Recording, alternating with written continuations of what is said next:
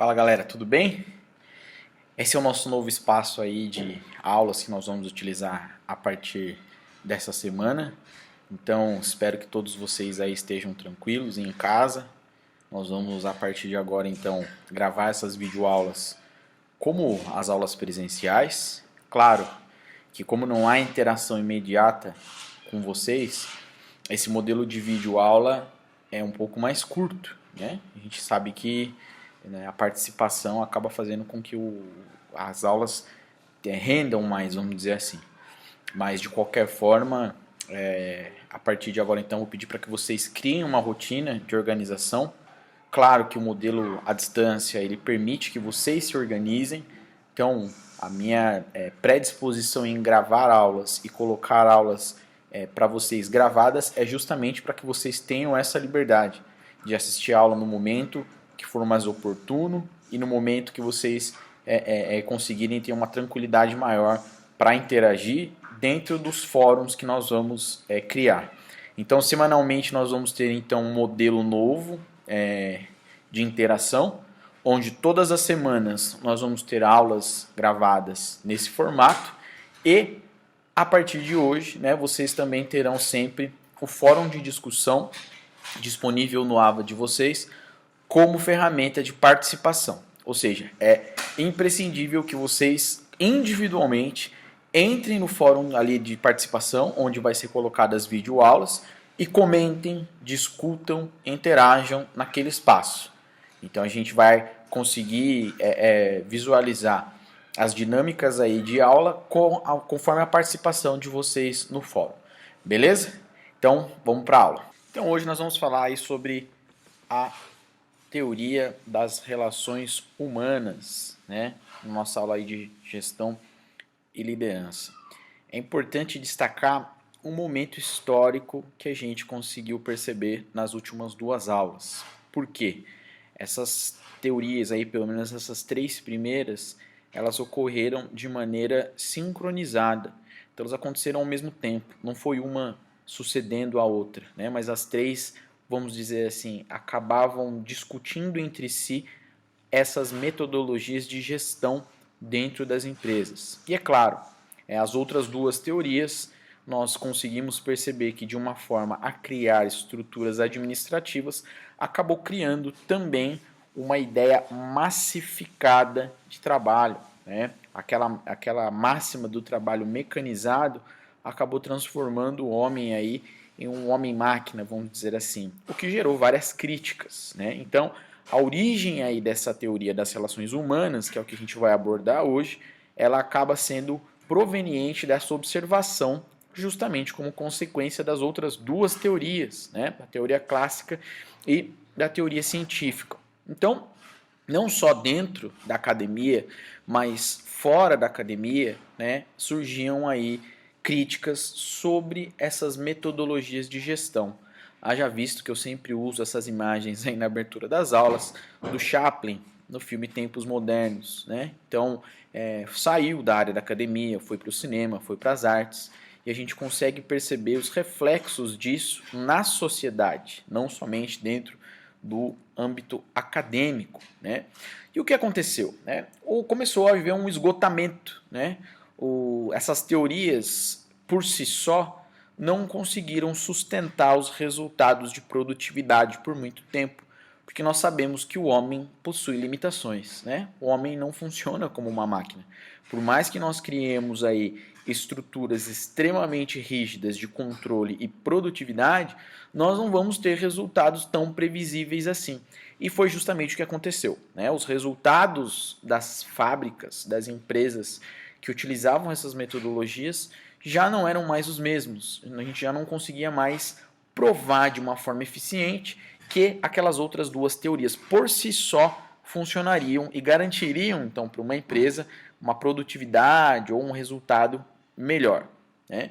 Então, automaticamente, nós tivemos aí outras, como eu falei, outras teorias, uma delas o modelo burocrático, que a gente vai ver que foi também sincronizada, ela aconteceu ao mesmo tempo, né, da teoria clássica, da teoria científica, né, e tudo ficava um pouco mais mecânico, tudo ficava um pouco mais fechado, muito regrado, vamos dizer assim. Então surgiu essa necessidade de humanização, né? De fazer com que essa administração tivesse um olhar um pouco mais humano, né? E as primeiras pesquisas, aí na verdade foram, como a gente pode dizer, coisas um pouco imprevistas, né? O primeiro estudo bastante conhecido aí é o estudo de Hawthorne, né? Se vocês procurarem aí na bibliografia, procurarem na internet, vão encontrar bastante coisa sobre isso, que deu origem a essa reflexão. Por quê? É uma fábrica que era situada em Chicago, que tinha lá um problema de produtividade, mas que utilizava muito bem ferramentas de gestão que já eram conhecidas, percebeu que o problema não era um problema de gestão. A produtividade estava relacionada a outra coisa que precisava ser diagnosticada. Então, a empresa aí decidiu contratar, trazer para dentro da empresa um médico, né, uma pessoa aí que poderia ter uma capacidade de análise, que é o tal do George Elton Mayo, né, o estudo de Mayo, também vocês podem encontrar isso dentro da bibliografia, que foi contratado justamente para entender qual era a correlação aí entre a produtividade e o problema que eles tinham como talvez hipótese, a iluminação no local de trabalho. Eles encontravam aí talvez um problema para poder ser resolvido de uma forma um tanto quanto prática, né? Então, eles tentaram, através desse estudo aí de Hawthorne, encontrar um motivo para uma dessas possibilidades, né? Então, eles tinham uma fadiga muito elevada dos trabalhadores, uma rotatividade muito alta, né? As pessoas pediam muita demissão, tinham muitos acidentes no trabalho e, automaticamente, como consequência disso, a produtividade desses colaboradores acabou declinando, né? Então a gente tinha já alguns sintomas de que isso era fisiológico, de que isso era um motivo, era causado por um motivo físico, né?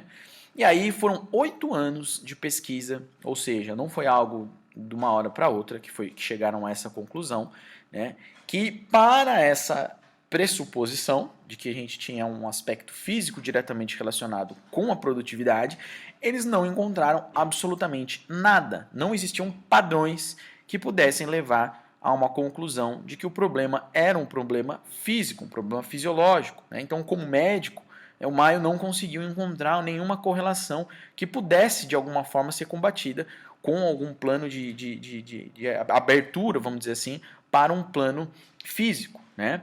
E aí, todos esses resultados, né, eles traziam para essa questão de que cada pessoa tinha uma motivação diferente. Ou seja, os aspectos, né, eles ainda eram muito subjetivos, mas foram trazidos para essa área aí psicológica, né? Qual que era o grande problema? A ciência psicologia, os estudos da psicologia, psicanálise, coisa nesse sentido, ainda não estavam sendo desenvolvidos, ainda não tinham sido desenvolvidos, eles são posteriores ao início do século XIX aí, né? Então, não tinha como apontar qual era a real causa, porque na verdade não se existia ciência que pudesse comprovar que isso era realmente um problema psicológico, né? Então essa falta de padrão demonstrou que o problema era um pouco mais complicado do que realmente se propunha, né?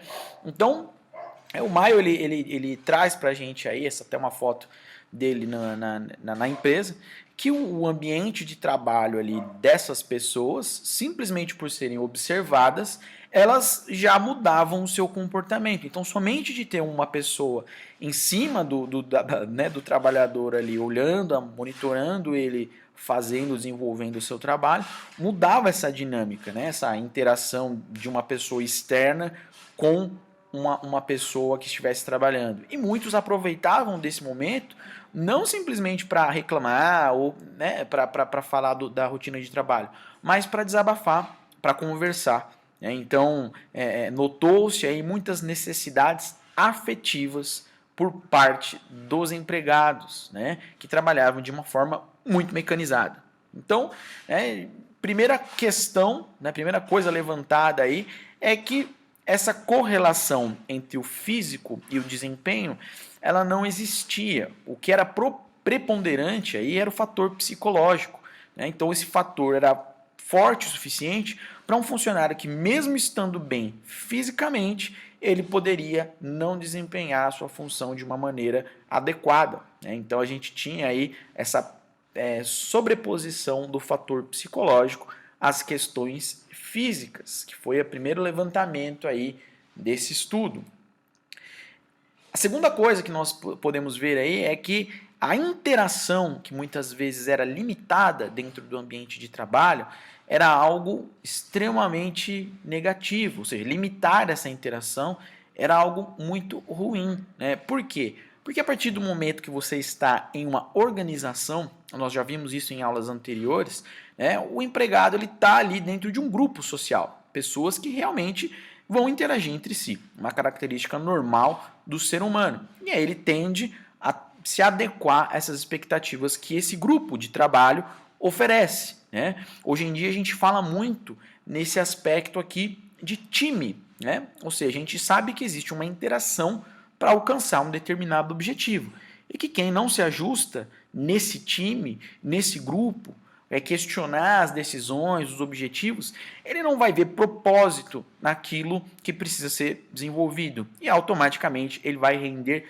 menos. Ou seja, quanto mais disperso e separado são esses colaboradores aí, menor a possibilidade dele produzir. Quanto maior essa percepção de integração, de grupo, de time, de que todo mundo ali está junto, alinhado com o objetivo, etc., ele vai ter muito mais disposição para que ele possa alcançar os resultados propostos, né? Então, essa ideia aí de que o comportamento de grupo, né, é uma coisa positiva, começou a ser desenvolvida justamente em cima do estudo de Hawthorne, considerando que o trabalho, assim como qualquer outra organização, ele faz com que essa interação social seja algo comum. Então, o trabalho é uma organização social, né? E que dentro dessa organização social, né, todos os membros eles estão apoiados entre si. Então, na prática, o que isso quer dizer? Eu tenho uma organização formal, que é a minha organização de trabalho, as regras e tudo que eu desempenho dentro da minha empresa, mas eu tenho uma organização informal dentro dessa minha organização de trabalho, que vai ter também as suas regras, vamos dizer assim, de convívio, e que também podem ter aí como consequência, se eu não me ajustar a essas regras, punições que vão ser punições sociais do grupo, ou punições morais, né? Ou seja, aquela pessoa que vai ser afastada pelo grupo, que ela não né, pô, esse cara não rende muito bem, não fala a mesma língua que a gente, né, não gosta das mesmas coisas, ou ele não interage com o grupo, né, e acaba sendo excluído pelo grupo, né, pelo grupo social dentro do trabalho, né? Então, considerando que nós temos dois objetivos, porque nós temos um grupo maior, que é o grupo de trabalho, e o grupo social, que corresponde a essa organização, né, automaticamente dentro dessa organização social, que corresponde aos aspectos psicológicos, o trabalhador ele prefere produzir menos, né? Porque ele sabe que se talvez ele produzir mais, ele pode arriscar as relações que ele tem com o seu grupo social, né? Com certeza vocês já devem ter visto situações como essa, né? Em que, puxa, talvez se eu destoar do grupo aqui, do que o grupo faz no meu ambiente de trabalho, se eu produzir a mais, vai parecer que eu estou querendo ou puxar o saco do chefe, ou mostrar serviço, coisa nesse sentido. Comente aí no fórum, né, situações pessoais que vocês já devem ter passado e presenciado esse tipo de organização e comportamento dentro dessa organização social comum, né? Vamos refletir, né? E vale uma crítica em relação ao trabalho, né? Hoje em dia, a gente já comentou um pouquinho sobre a questão do tempo nas primeiras aulas, quando nós falamos de liderança, mas o trabalhador ele passa muito tempo, às vezes a maior parte do seu tempo ativo durante o dia no trabalho, muito mais tempo do que ele passa com a sua família ou aproveitando o seu dia a dia ou descansando, né? Então, automaticamente, perceber que isso é uma grande parte da minha vida faz com que automaticamente eu dê um pouco mais de importância no aspecto social, na interação que eu desenvolvo dentro do meu ambiente de trabalho, a partir do momento que eu me predispus a vender parte desse tempo em troca do meu esforço de trabalho, né? Então, vale a pena essa reflexão. Quanto tempo a gente gasta realmente trabalhando e de que maneira essas interações acontecem dentro desse tempo no meu ambiente de trabalho, né? Então, dentro desse grupo, né, e esses grupos informais que eu citei aí, nós temos vários grupos que vocês conseguirão identificar facilmente, né? Eu posso ter uma empresa, como identificado aqui no gráfico, né, que tem um grupo grande de pessoas que é o geral, que trabalha lá dentro, e dentro da empresa eu tenho mini grupos ou grupos menores que sejam, vamos dizer assim, compartilhados de alguma prática social. Vamos entender isso de uma forma um pouco mais objetiva. Eu tenho aqui um grupo A, por exemplo, que são pessoas que pegam um ônibus juntas, né, ou encontram-se em um terminal de ônibus no mesmo horário e elas se cumprimentam e todas elas vão para essa mesma empresa. Eu tenho um grupo B de pessoas que almoçam no mesmo horário e que acabam tendo uma interação social no seu momento ali de almoço, né, acabam conversando e, enfim, é um ambiente um pouco mais propício para a interação social.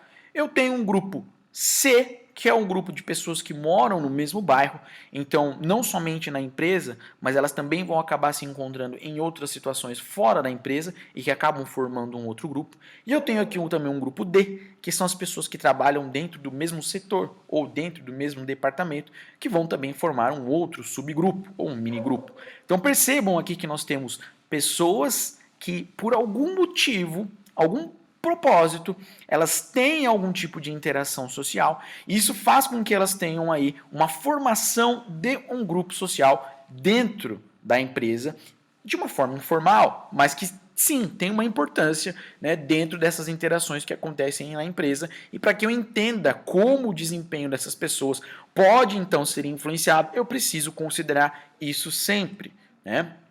O trabalho ele acaba sendo sempre uma atividade de transformação em grupo, né? São pessoas produzindo algo para outras pessoas. Então é natural que essas interações sociais aconteçam, né? Nós somos seres humanos, como a gente já falou, é uma característica natural, né? O comportamento humano buscando essa interação social, ele é uma réplica das organizações sociais que ele já possui, que ele já interage, né? Então, todos nós, pelo menos a maioria de uma forma um pouco mais formalizada, advimos de um grupo social que é a família, né? Nós temos ali um líder, de repente, um chefe, né? Que é a pessoa que seria o esteio da casa, pode ser um ou dois, né? E nós temos outras pessoas que dependem muito mais dessas pessoas que estão, talvez, na liderança, vamos dizer assim. E esses grupos sociais, né, que começam dentro de casa, né, em cima do pequenininho aqui, né, eles vão ser replicados também em um ambiente de trabalho, em um grupo social que é replicado dentro da organização, né? Então vamos refletir aí, né, dentro do nosso escopo, quando a gente fala aí do marketing, qual é a importância dessa interação entre as pessoas? O quanto isso é importante eu possibilitar ou melhor, gerenciar essa interação entre as pessoas. O importante aqui é não entrar em conflito com coisas que são naturais ao ser humano. Eu, como gestor, eu tenho que ter essa consciência. Tenho que ter a consciência de que a minha obrigação é gerenciar. Eu sei que isso é algo natural. Como eu posso aproveitar isso para poder, por exemplo, desenvolver uma ação de marketing ou uma ação de endomarketing que acontece muito dentro das empresas, né? Vamos pensar nisso daí, também é legal para a gente comentar no fórum, tá? Então, coisas que aconteciam naturalmente, a gente está dando aqui sequência, né, ao assunto. A questão da rotatividade. Era muito normal, enquanto mais mecanicista fosse a função desse meu operário, ele trocava de lugar com pessoas que não faziam a função dele para assumir também uma função que não era dele, simplesmente para evitar a monotonia. Então era muito normal, né, dentro dessa estrutura menos organizada, vamos dizer assim, eu ter uma produtividade menor por conta disso. O trabalho era muito monótono, a pessoa trocava de posição, ela não sabe fazer direito aquilo, é óbvio que eu vou ter uma produtividade menor, né? Só que, automaticamente, eu vou ter uma moral maior com o meu grupo. Eu fui lá, estou me divertindo, estou fazendo outra coisa. E aí que mora o problema, né? Se eu sei que isso é uma coisa que vai acontecer, eu preciso gerenciar isso, né? Essa história aqui de emoção e razão nem sempre vão andar juntas, né? Outras coisas importantes a serem observadas a partir aí do estudo de Hawthorne, né? O reconhecimento do trabalho, a aprovação e a participação social dentro do grupo, né? Então não adianta nada um funcionário ser bem remunerado, ser bem premiado, se dentro desse grupo, dentro dessa rotina, dentro dessa dinâmica de trabalho, isso representar algo ruim, né? Ou seja, aquela pessoa se destaca e isso pode ser algo negativo para o grupo. Como isso funciona? Comentem aí também no fórum, é uma coisa interessante da gente analisar. Porque quando eu consigo propiciar isso de uma forma adequada aos grupos de trabalho que se transformam em grupos sociais dentro da minha organização, eu tenho automaticamente um funcionário muito mais produtivo. Então, o reconhecimento social é muito importante. O reconhecimento social. Então, às vezes, é muito mais interessante eu proporcionar dentro da empresa o reconhecimento do grupo do que premiar de uma forma completamente aleatória, né, uma pessoa que vai se destacar do grupo, né? Aí também outro aspecto que surgiu aí do estudo de Hawthorne, né, é o aspecto aí da função do executivo, né? Então, qual é a função da pessoa que está na gestão, né? Se eu tenho então essa ideia de que eu não tenho que ficar focado exclusivamente na produtividade, né, e na eficiência do trabalho, né, de uma forma cega, mas eu posso focar em aspectos que gerem essa produtividade e essa eficiência. Então, essas recompensas, vamos dizer assim, né, podem ser criadas de uma forma indireta, pensando justamente nessa interação entre os grupos sociais que acontece dentro da empresa. Então, métodos de persuasão, algumas outras ferramentas aí que possam ser utilizadas para motivar o meu funcionário, ao invés de simplesmente usar a força e a coerção para que ele entenda, né, quais são os reais objetivos da empresa, né? E aí, a gente sabe, né, que em muitas situações, né, a gente está com uma função, está desempenhando uma função ou desempenhando uma parte do trabalho que não é necessariamente aquilo que você mais gosta, né? É muito bom poder trabalhar somente com aquilo que a gente gosta, né? A gente fala até, tem a máxima aí, né? Trabalhe com aquilo que você gosta e aquilo nem vai ser considerado trabalho, mas isso é muito difícil, né? Chegar nesse aspecto aí não é algo tão simples assim. A gente vai ter que tomar muito na cabeça para poder chegar nesse nível de conforto profissional, né? Mas às vezes a gente simplesmente tem que fazer o que tem que ser feito, né? A parte do nosso trabalho aí tem que ser feito e acabou. Então eu tenho que estar com o meu objetivo um pouco mais lá na frente, muito claro, né? Nem sempre o objetivo mais imediato é o objetivo que vai motivar o seu colaborador. E aí surgiu, né, daí, vamos dizer assim, né, do estudo das relações humanas, surgiu então o que hoje a gente conhece como inteligência emocional, né? Essa capacidade aí que é muito a responsabilidade do gestor, né, que pode influenciar sim toda uma equipe. Com certeza vocês já devem ter lidado com esse tipo de situação, né? Comentem também aí no fórum, um bom motivo aí para a gente discutir, né? O humor, o líder da pessoa que está dentro dessa posição de gestão, ele tem sim o poder de influenciar toda uma equipe, né? Então, a pessoa que está em uma posição ali de coordenação, de gestão, ela tem essa responsabilidade, né, de que a sua postura, a sua maneira de lidar com os problemas vai diretamente influenciar toda uma equipe, né? Então a ideia aí de gestão participativa começa a surgir a partir daí, né? Onde eu tenho oportunidades, onde eu crio esses mecanismos para que o subordinado possa opinar pela sua rotina de trabalho, né, e ter aí pelo menos um pouco de participação em como melhorar, né, essa rotina, essa maneira em que o trabalho é desenvolvida dentro desse ambiente, né? Então não é necessário que eu tenha uma marcação cerrada, que eu tenha ali uma coisa muito fechada, mas se a pessoa tiver responsabilidade, se eu conseguir passar essa noção de responsabilidade, automaticamente eu vou ter o que a gente chama aí de liderança democrática. Eu consigo dar as opções para que a pessoa mesma possa, com essa responsabilidade, assumir decisões que vão diretamente impactar a sua rotina de trabalho, né? Então, umas características aí das relações humanas. Vou passar aqui o videozinho para a gente descontrair um pouquinho.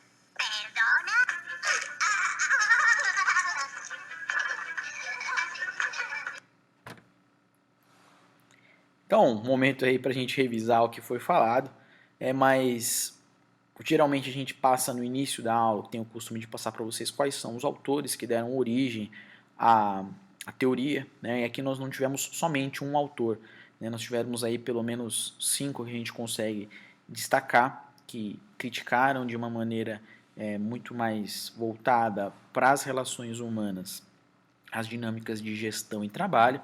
E aí eu gostaria de encerrar a nossa aula de hoje, né, trazendo aí uma ideia aqui de que uma das principais autoras aí foi Mary Parker Follett, porque pela primeira vez nós tivemos o destaque de uma mulher dentro dos nossos autores. Tá?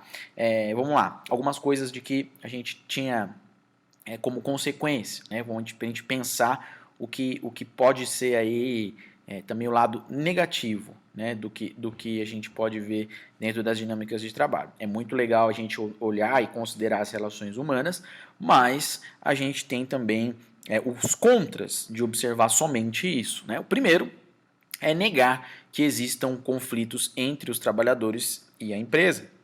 Muitas vezes é muito difícil se o trabalhador realmente tem um objetivo que seja extremamente distante do objetivo da empresa, de motivá-lo e direcioná-lo de acordo com esse objetivo, né?